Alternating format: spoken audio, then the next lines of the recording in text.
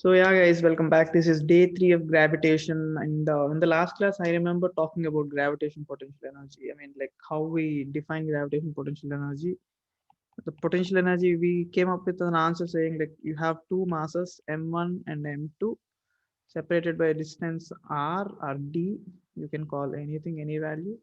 Potential energy comes as minus gm1 m2 by d. That's what we talked about in the last class, right? So, I mean, there's more to talk about potential energy, but as we move on to the problems and the other ideas, we'll slowly get better out of it. And again, where does the potential energy store? It's not that something that is stores in masses. You don't say the potential energy is stored in M1 or M2. You can simply say the potential energy is stored in between them. Okay, in the space in between them. Okay, so yeah, that is the idea of potential energy. That's the beginning of potential energy. We will talk about the potential energy later a lot. Okay, now how do we use this idea to find the potential energy in different cases? Like I gave you a problem. If two masses are uh, at a separation d, what is the potential energy of the system? It's not simple. Gm g2m 5m by d and all. We've talked about this also. What if we have a 3-point system?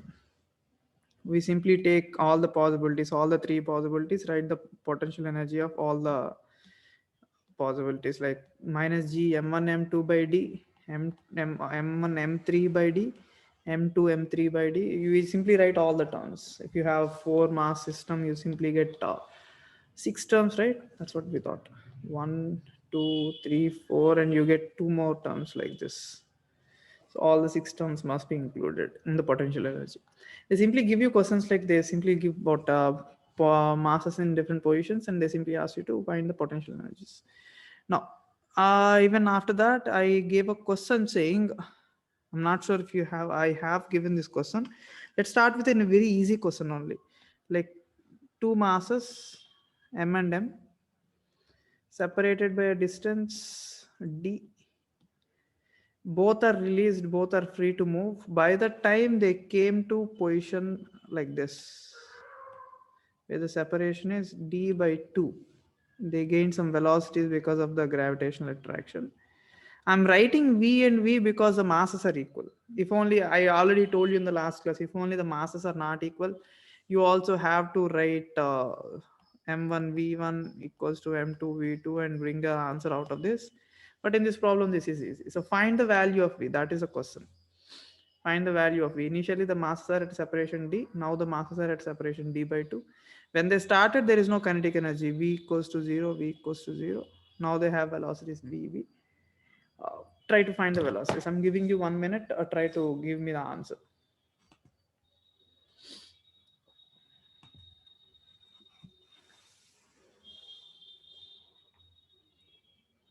If anyone has an answer, raise your hand. Or you can type it, but raising your hand is better.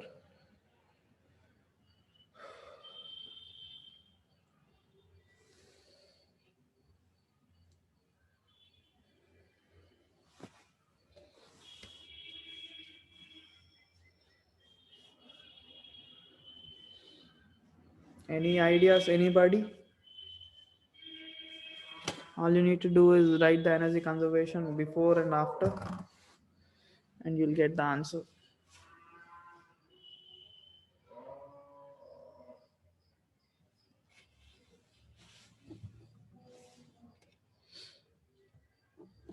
Nobody? Not a single person is giving any answer. Do you want me to teach it? Aditya, you didn't get the answer? Aditya, guys, can you even hear me? How I don't. Okay, so you didn't get the answer. Grishma Reddy. Yeah, Grishma Reddy, you can talk. You are the host, but the chat there is like for devious, so that we can't message you or like. You have to exit and come back because most of the people are like texting me. There are messages that are coming for me, but I think you have to exit and re-enter the meeting. You'll get it. Okay. Okay, sir. So, guys, it's very simple. Initial energy of the system. initial energy, potential energy is minus gmm by d. Initial thought, there is no kinetic energy, so plus 0. That is the initial energy when the masses are not moving. Now, when the masses came close, the potential energy has become minus gmm by d by 2 plus the kinetic energy is half mv square for one body, half mv square for the other body. All you need to do is write this initial energy, write this final energy and equate. So that's what I'm doing. Initial energy is minus gmm by d plus 0, 0 kinetic energy. Final energy minus gmm by d by 2 plus half mv square plus half mv square. So all you need to do is simply solve this equation. You'll get the answer, well, the value of v. Okay, if only they give you masses like m1 or m2, or let us say they gave you masses of 2m and 3m. Now you have to use different velocities v1 and v2. Again, you have to use 2m into v1 equals to 3m into v2, conservation of linear momentum, because there is no external force on the system. So the forces are completely internal, right? The gravitational force in between them is completely internal, as you're considering these two as a single system. So as long as you do that, you can happily solve the problem. Like at this point, it has 2m, it has 3m. Initially, let's just say the separation is d. Now the separation is d by 2. You repeat the whole process additionally with this equation. You'll get a longer method, but you'll get the answer. So a lot of people are texting me answer saying root over gm by d. Harshita, you cannot use small g, okay? Please make sure you're using the capital G. We use capital G. We did not bring small g into the chapter yet. We will talk about this later. For now, use capital G only. So you do the calculation, you'll get the answer. No big deal. Okay. So there is another problem in HC Varma. You people can try that. Why don't I give that too? Okay. Like three masses separated by distance 2a, like at a separation 2a initially, were released like this. They were released like this. And when they are released, what happens is like all of them have gravitational forces, right? Like in this direction, in this direction, in this direction, in this direction. So because of these forces, the masses get closer to each other. The masses are getting closer to each other because of the gravitational forces. So they gain some velocities v and v only, because he in this problem he clearly mentions the masses are m. So all the equal masses, everything is symmetric. You don't have to worry about it. So all the masses come close. Now the separation between them is a. Now the separation between them is a. So initially the masses were released at as positions 2a, 2a, 2a. They came close and the separation is a. They ask about how much is v, like find the value of v for each particle. The same thing. Initially, when they are at a triangle of 2a, 2a, 2a, write the potential energy minus gmm by 2a into 3, because there are three sets, 1, 2, 3. That is initial, and there is no kinetic energy. And when the masses came closer, like this, with a separation and also velocity. So you write the potential energy as 3 into minus gmm by a plus kinetic energy half mv square into 3 again. You simply equate these two and you'll get the answer, which is that simple. Okay. So when you Mr. Ganapati Karthik, so when it comes to problems with potential energy, it is this simple to solve, so you don't really worry. Okay. Now once we move on from the idea, we will come back to the potential energy later, because there is another idea like potential to discuss. But I always find to discuss first electric field, sorry, gravitational field. I'd like to discuss this thing first. Gravitational field. This is an interesting idea because it is important not just for this topic, also in the future, like when we talk about electrostatics. When we talk about electrostatics, this topic is again very important. So let us see. We don't really see the importance of this topic right now, because all you see at this point is basic formulas only. Like, you don't, nobody's going to ask you why you are talking about gravitational field. But the idea of field itself is going to help us a lot in the future, not just in gravitation, also in electrostatics. So you will slowly get into the idea. But let me talk about it. So they say there's a mass m. Let us say there is a small mass m. Obviously, there are gravitational forces on both, which is nothing but gmm by r square. This is the force. We all know this thing. Now, they say instead of, yeah, so wait a second. Let me get back to this point. Uh, when you have one mass, capital M here, when you place a small mass here, obviously there will be force. If only I place a small mass here, the force will be like this. If only I place this small mass here, the force will be like this. If only this small mass here, small m, the force will be in this direction. You've seen the point, right? Let's forget about this thing. The small dark one is a capital M. Do you observe one thing? No matter where I place a small m, the forces are, shit. Okay. The forces are always pointed towards this point. No matter where I place the small m. Let us call this as a test mass, okay?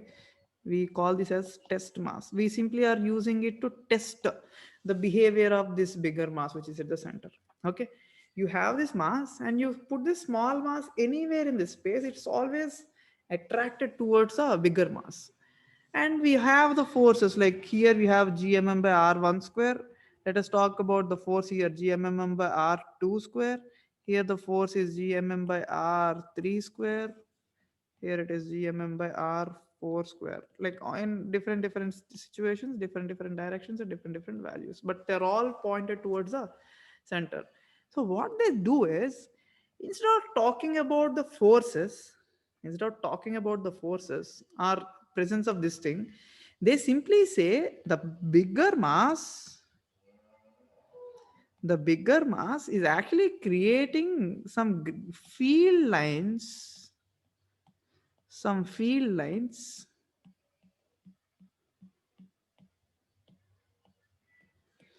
some field lines towards it. The bigger mass, basically smaller mass is also creating, but let's talk about the bigger mass.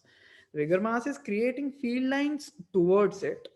And these field lines, whenever you have field lines and you put mass, any mass, you put any mass m1, you put any mass m2, you put any mass m3, they're all attracted towards it according to the field lines. That is what the statement, like that is how they define the field lines. So the capital M is creating some gravitational field lines, and the gravitational field lines are causing the body to come down, come closer. That is another way. We can simply say the mass is coming towards this thing because of this force, or yeah, you can definitely say this because of the force it is coming, or because of the gravitational field lines it is being pulled. It is as if I'm dropping a pen. The pencil is being dropped. Now, why does it come down? I can say the gravitational force is pulling it down, or there are some imaginary field lines in this space. There are some imaginary field lines in this space which are pulling this body downwards. I can put it that way. I can simply put it saying the force is acting downwards. So you can actually always understand them in both the situations, and nothing really changes. But understanding it in the terms of field lines, it is much more sophisticated. You will get a lot. Aditya is asking, what if m1 is greater than m? Yeah, that's a good doubt. M1 could be greater, but for now, for your understanding, I'm considering M is a very big mass. Okay. If it's the other way around, you can talk about. In fact, there are little field lines around all the small masses also. There are definitely little field lines because around these masses also. We're not talking about them for now. That's all. We're only talking about the field lines of the bigger mass only. And that is why I call it as test mass. Test mass is a very small mass which doesn't really affect the entire system. Like it doesn't really disturb the entire system. They don't really disturb the entire system. The main system is a system. Okay. It's not being disturbed. So, like I said, even on a ground, in a playground, a ball is falling.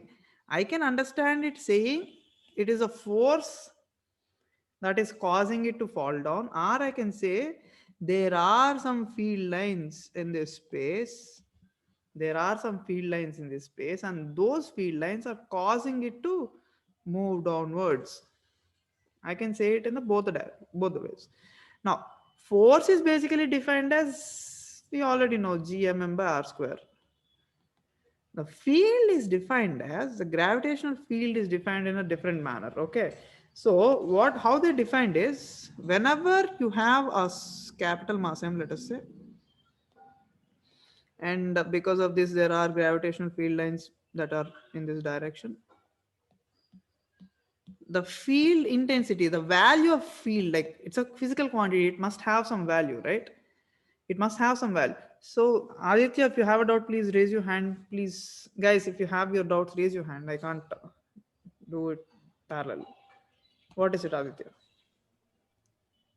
Sir, does this field line occupy an area at infinity, sir?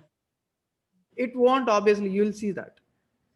Since there is no force at infinity, there won't be any field at infinity also. Okay. Okay, sir. Sharath also posted out. Sharath, so do the field lines in small masses try to reduce the gravitational pull? Yeah, Sharath, in a way, yeah, you can say that. So let me get back to this point. So the field, because of this bigger mass, at any point, let us say here, the field is in this direction. Let us call it as E1. Here it is called as E2. Here it is called as E3. Now, how much is E1? How much is E2? How much is E3? I want to find the values. I want to find the value. How much is the field? Now they simply defined the gravitational field value as, put a test mass there. Put a test mass there. There will be some force acting on it by the same test mass. It's as if I put a small test mass here. There will be some force acting on the test mass. How much is that? That force is nothing but G capital M small m by r square. So field at that point is defined as that same force by the same test mass. Force per unit mass, like in a space, what is a field? This is nothing but force per test mass. So what do you get force per test mass if I write that? Force is nothing but G mm by r square by small m. If I write that, I get the value as G m by r square. Now guys, clearly observe the way I defined gravitational field at a point. The way I defined a gravitational field at a point. Now, do you see the importance of test mass? We put it, and then we didn't really talk about it. Like it's just to check whether the value is, whether there is, how much of value is there or not. And that's all. We're not really talking about it anymore. So at this point, the gravitational field was coming as gm by r1 square, the value, that's all. It doesn't even depend on the test mass at all. It doesn't even depend on the value of test mass. You don't need the test mass to find the field. Like you put it, you find the force per test mass. So that gives you the value gm by r1 square. Here the field, because of this mass, is gm by r2 square. Here the field is gm by r3 square. It's always, the value is always gm by r4 square or anything. So to speak about it vectorially, if you really want to speak about it in vectorially, when you put your mass, your large mass, you don't really call it as large mass. We're talking about this, so I'm just, you know, stressing it. That's all. I want to find the field at this point. I want to find the field at this point. I want a vectorial representation. One, the distance is r. So the magnitude is definitely gm by r square. The magnitude is gm by r square, and we also know the direction is towards the direction is towards the point. So to write the gravitational field as a vector, I write its magnitude gm by r square and into minus r cap also. Vectorially. Nobody asks you this. Nobody is going to ask you the vectorial representation, but it's just important that you know. So some people write it as gm by r cube into minus r bar also. Like they convert r cap into r bar by multiplying r on both numerator and denominator. You can remember it like this, but it's really unnecessary. You can simply remember it the value like this, and rest of the idea saying the magnitude is this much and the direction is always towards towards the mass. Aditya, what is it? So once can you get back to the formula where you wrote like gravitational field is equal to F by F upon M. Yeah.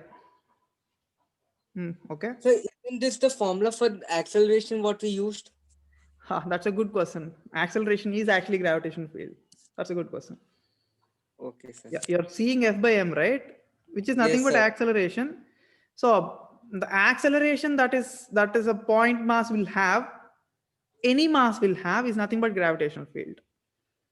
That's a Okay, good sir. doubt. I'm glad you asked. The acceleration is nothing but gravitational field. Okay, so but for talk about acceleration, you need to put a test mass. Then you say the acceleration is F by M. But here the difference is, to talk about field, you don't need any test mass. You already know the field in that space is gm by r square. That is the point. That is the point of gravitational field. You don't really need to put another mass there. You already just are stating that the field, it's as if how much this mass is affecting it, this space, around this space it is affecting it like this, around this space it is affecting like this. With how much strength? The strength is gm by r4 square. Here the strength is gm by r3 square. It's not that it is actually pulling any mass. It is as if the tendency to pull, if you enter that zone, this is the intensity that I'm going to pull you with. It's as if it is making a statement that this space is mine. Okay, if you enter into this space, this is the kind of intensity that I'm going to pull you in with. That is a kind of a point. Okay, so whenever you have a mass, there is field. Of course, you have, let us say, multiple masses, m1, now m2. So what happens now? This will make its own statement saying this space is all mine. But will M2 just shut up? No, it won't. It will also claim that this space is all mine. So if you get into any area like this spot, you want the field on that spot, what do? You simply take the resultant of this and say field is in this direction. That's it. The field is in this direction. I want the field in this space. Okay. So this is the field due to 1, this is the field due to 2, and I want the resultant. That's all. If you really want me to draw the field lines the way they show, I'll clearly show them. Sharath, what is it? So like the point of intersection, so the field direction, does it mean like if you put a test mass over there, the mass will No, the move test that mass is direction? not confused. So the test mass simply go in the direction of the resultant. That's all. That is like the downwards direction, like in that previous example which you showed. Not the yeah. In this case, yeah, it will move in this direction. In this case, it will move in this direction. Test mass, yes. Get it? Sharath? Yes, sir. Yeah. So, like to clearly speak, somebody asks, sir, if F1 and F2 are equal, you will clearly see. I'm considering a case where M1 is very small, not very small. M1 is small compared to M2. So M2 is strong. So you will clearly see that in the field line diagram. Okay, like let us watch that. Let's see what happens. The field lines actually look like this.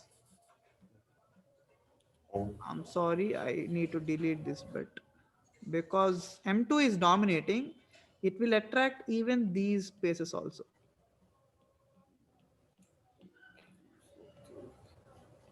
You can clearly see the dominance of M2. Now the question, I've got some question. Let's see if anybody can answer. What do you call this point? There is some space where there is no field. What is that point called as? Anybody? I already gave a name for this. Chetan. Chetan? Your imaginary point, imaginary line. No, not imaginary. Everyone already texted saying that this point is nothing but the null point. So on the null point, you don't really see the field lines. And you can clearly see the null point is actually closer to this compared to this. Because if only you go closer, since M2 is like very big, it will pull you in. Okay. So these field lines, somebody asked something else also. Field lines are closed loop. No, this is where I talk about the properties of these lines. Okay.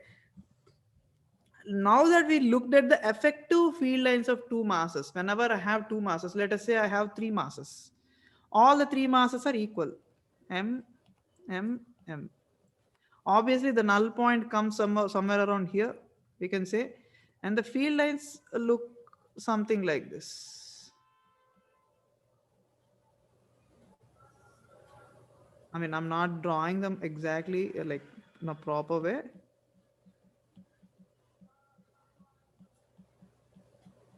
And I'm completely not sure how it looks. Yeah.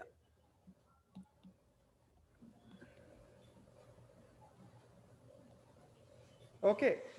Oh, sorry. I'm sorry about this. So this is somewhat how the field lines actually look like, and there will be a null point right in the middle.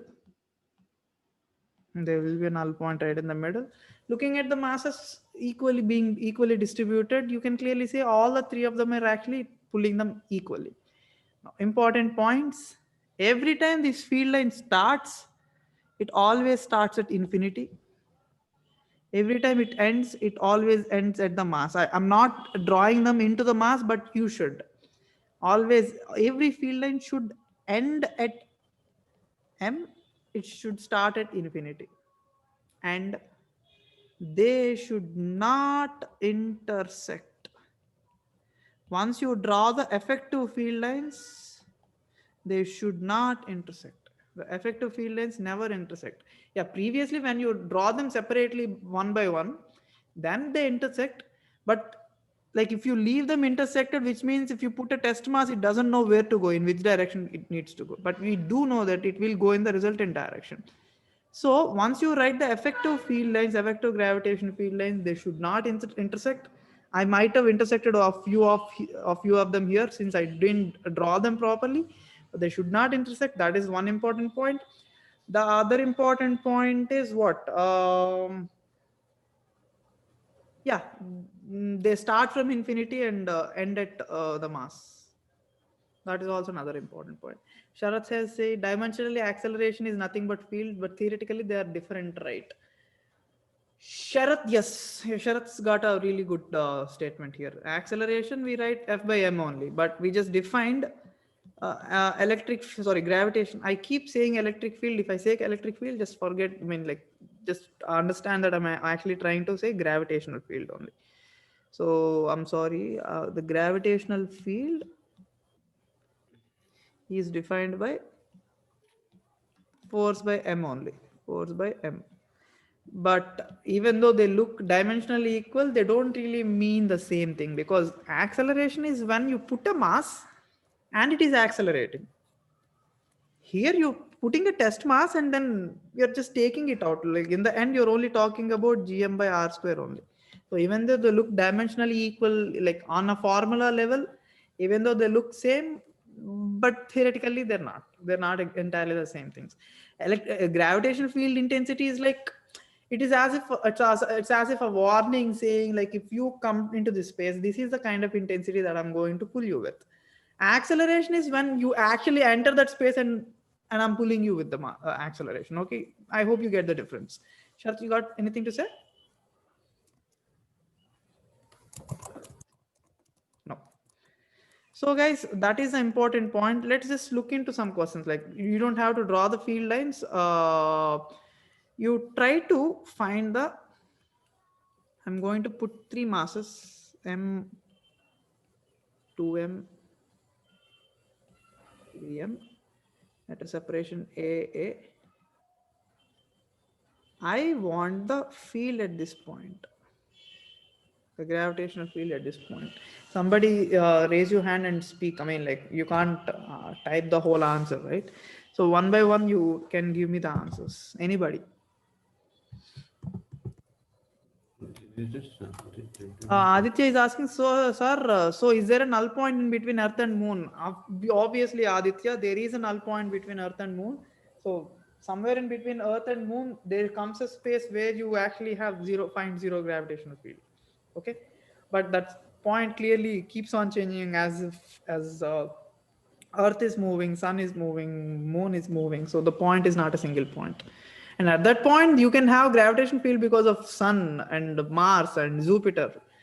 So yeah, just between Earth and Moon, yes, there is a gravitational null point for sure. So guys, raise your hands and talk me through this problem. Anybody? Sharat, Aditya, anybody? Are you not going to give me an answer for this? Sharat? Yeah, you can, like, you're unmuted already, you can speak.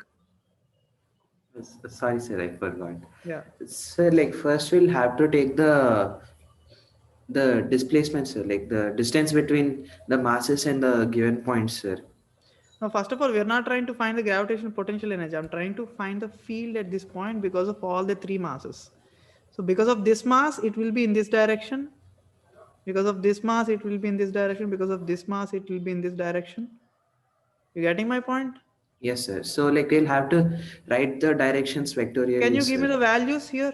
First, this value. G2m by this distance is A. We know the distance is A. So A square A square. in this direction. Now this value is G3m by A square. And this value is Gm by root 2 A square. So this is the field at this point because of all the three masses. Okay, it is a very simple problem. So Aditya, then, then we'll have to, like, convert the distances, right? That 3gm by A square towards small m. The net resultant direction. Oh, you're talking about the resultant. Finding the resultant is your job. Okay, I'm already done teaching vectors. I'm not going to do it again and again. All you need to do is, like, all I have to teach is up to this point. Like, when you know how to write three fields, you're already done. Okay. So Aditya, you keep raising your hand and bring it down. Like, why? What do you want to know?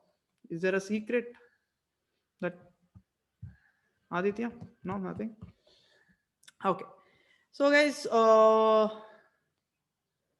just gonna give you another question just for fun. I'm gonna take a nap, maybe. M, 2M, 3M, 4M, all are at a distance A only. Find the field at this point. If anyone has anything to say, you can raise your hands and say. Okay, I'm gonna take a break for 1 minute at least. Aditya, what do you have to say? Aditya, I unmuted you. Yes, sir. Yeah. Sir, we have to take all the given field lines. So first will be Gm A square. Other will be Gm by A square. By A square. Gm by A square. Good. In this, the direction is right. Am I right in this? No, sir. Opposite direction, sir. Opposite direction. Are you stupid? Which mass did you write it for? You wrote it for this mass only, right? Oh, okay. Yes. So it yes, should yes, be yes. towards only. Okay. And then because of this, Yeah, we have it to take is that as one. G2M by A square. Yes, And sir. then this G 3 by GM A square, A and square. then this G G 4M by A square. 4M by A All square, sir. now finding the resultant is your job again. Is it Yes. clear? Sir, it will be like in the third quadrant. It will be right it will be going like slantly, sir. Are you sure it will be in the third quadrant? Yes, sir. Okay, In the third quadrant. Aditya says the final gravitational Yes. field will be in this direction. So if anyone's like free enough, you can find the answer later and give me the. So it is root 2 gm upon a square, Not I bad. guess. Not right. Root 2 gm by a square. Yes, sir. That According is to the me. value. That's the value. Right. Good. Okay. So this is how you find the gravitational field. Aditya, you stay unmuted because Okay, I sir. need an I was answer. about to mute myself. What? No, I was about to mute myself only. Okay, okay. So the thing is like as long as I give you point masses and to ask you to find the gravitational field, you're clearly doing it. Yes, But sir. what if I start asking you gravitational field because of a continuous mass? Like You have to integrate. I want the gravitational field because of this rod at this point. What would you do, Aditya? So like I have to take one r distance from it, Okay. from the point to L, this rod. Okay. Okay.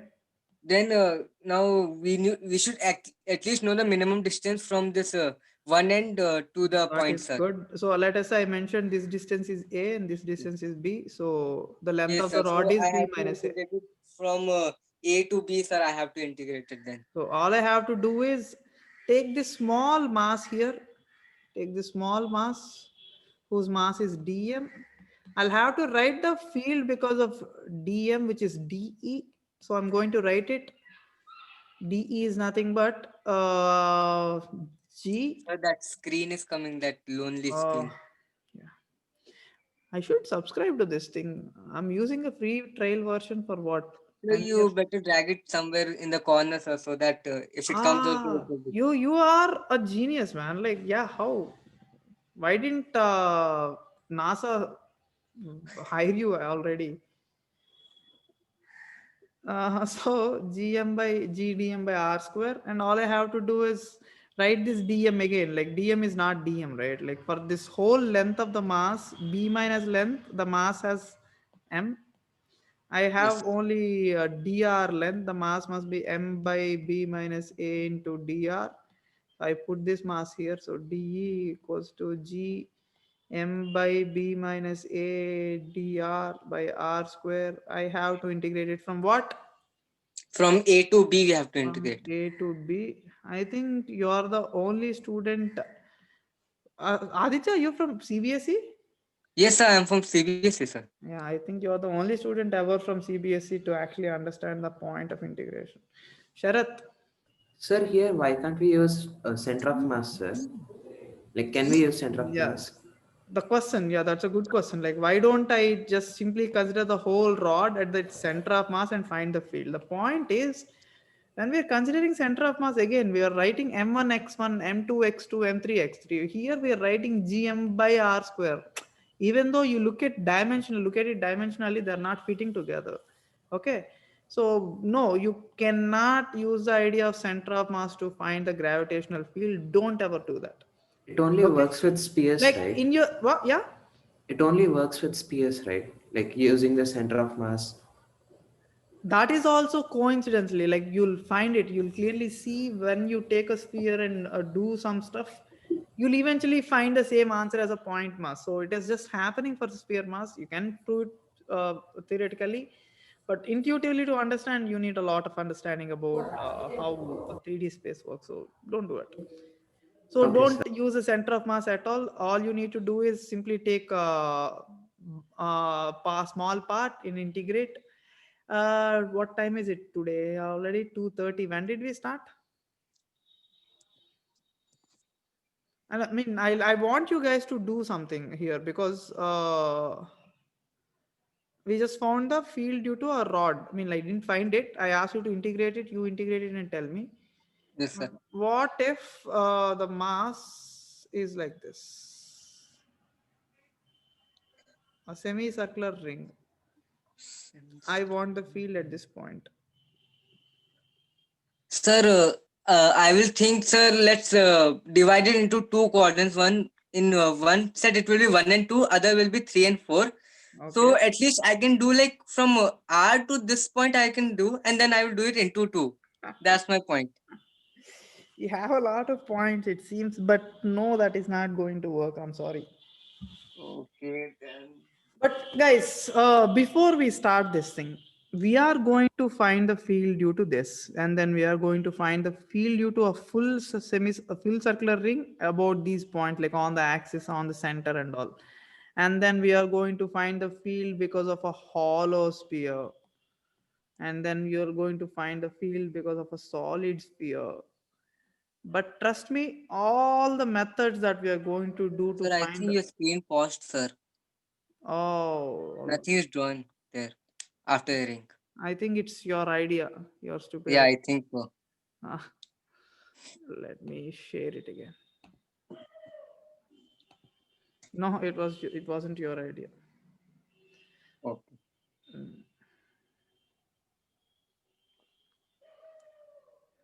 So that screen went Sharath away. has some doubt, it seems. Sharath, what is it? So not a doubt, sir. Like a solution for that half ring one, sir. Okay, okay. Let me just complete this point. So we are going to find the field because of a hollow sphere and a solid sphere. That depends on you people, like your interest, like whether do you want me to discuss those values. It is still again like the finding the moment of inertia. You don't really need the methods how we do it. All you need is like the values in the end. So if you can just remember the gravitational fields because of a ring, because of a hollow sphere, because of a solid sphere, we are golden. We can happily go ahead with this topic and happily solve all the values. But still, it depends on you people. Why Sir, don't it is just like what we did for MOI. If we learn all the MOIs, we'll get many good problems exactly? solutions. So why don't you people? I'm actually giving you this homework. Uh, be a little, do me a little favor, like open HC Verma, and there are all the derivations for a ring, for this thing, for a hollow sphere, and for a solid sphere. Tomorrow, right before the class, we're going to take a vote, and let us check whether do you want me to discuss these values. I think, I mean, they are important, but if you are not getting them, there is no point of discussing those derivations and doing all the stuff. It's unnecessary, like time waste, a lot of time waste. You can save a lot of time and basically solve a lot of problems to that. Okay, so that is Sir, just a request from my side. Do it today, and let's see if it actually works for tomorrow. And excuse me, Sharath, sir. coming to you, what were you saying? Sir, like simple, sir. We'll have to use gm by r square here. R will be constant and m will be constant. So we are supposed to take dm by r, But there is a and we are problem. only. There's a problem. Yeah, the point that you mentioned is very good. Let us take any random DM, and because of that, the field is here, and G dm by r is constant because r is constant for any mass. But the problem here is the field direction is changing. Do you see that? So it is an Yes, area actually. Sir, what if we take sir. full We'll ring have and to add it vectorially, sir. Somebody has an idea saying, what if we take a full ring, sir? full ring, and for a full ring, it's basically zero. It'll be null point. It Okay. will be a null point, yes. For a full ring, it is zero. So why don't we split this and saying 0 by 2? So 0 by 2 means 2 cancels some part of 2. So z. So this part of z, and this cancels with e. Yeah, you'll get, you're getting a strange thing. No, that's not going to work, bro. So yeah, the point So is you have to do this method, like we'll have to add them vectorially, right? Like we'll have to take some theta. exactly, you take some theta, rd theta, and field in this direction. The field's component de sine theta and de cos theta, you can integrate these values. You can only integrate these values. That is what you need to do. Sounds an exhausting process, sounds like a long process, but if you understand it, it's good. If you don't understand it, completely leave it and simply remember all the formulas. It will not make any difference as long as you're talking about a mains level problem. Sir, that those But derivations for are important. advanced, you need to know the process. Yeah, Vamshi, what are you saying? Sir, that those derivations are important. What derivations? Sphere, solid sphere. Like I said, like you need to know the methods. It's not like if someone's going to ask you to derive the values of a solid sphere or hollow sphere in the exam. They don't do that. Okay. But it is important that you know how we actually gone through that process for advanced level exams. For a mains level exam, I can 100%, 100% sure say that they're not important. Aditya, what is it? Sir, actually, sir, I have a question like, does the density also affect gravitational field? Beautiful doubt. Yes, it does. Like it had a variable density of R, then how should I do it then? No, like I said, if you know the method of solid sphere, then you're going to talk about variable density solid sphere. Yeah, you will face a problem like that in advanced level exams. Yes, in advanced level they give you a problem saying the density of a body is changing along with the radius. It's as if it is very dense inside, and it's as we're going out, the density is getting lesser and lesser. There are questions like that, but it depends on you. So you decide and let me know. Why don't you go through the derivations today? I'll try to explain. If you want me to explain in the next class, I will definitely explain them. But if you feel that you can understand them, or you just want to leave them, let me know tomorrow, and we will decide on that and go forward. Okay, I'm ending the class for today. This is enough information for today. Anyone who wants to say anything before I end the class? Nope, nothing. Sir, the density of planet also will affect the gravitational field. For sure. That is why all the planets with the same radius don't have the same gravitation fields. You know the thing, right? Like the gravitation fields are like quite different from planet to planet according to their densities also. Yeah. So yes. Okay, guys. So that is it for today. We will talk about more things tomorrow, especially the gravitational fields. If you are interested, we will do that. But for today, start problems in HC Verma. At least reach up to problem number. Let me show. At least reach up to problem number 11 or 11. Yeah. At least try to reach up to problem number 11. And tomorrow we are going to discuss the rest of the problems up to 18 or 19, 20 maybe, and we move forward. All right. So that's it for today. That's Thank you, the sir. thing. So we will talk about it tomorrow. Thank you so much and bye bye.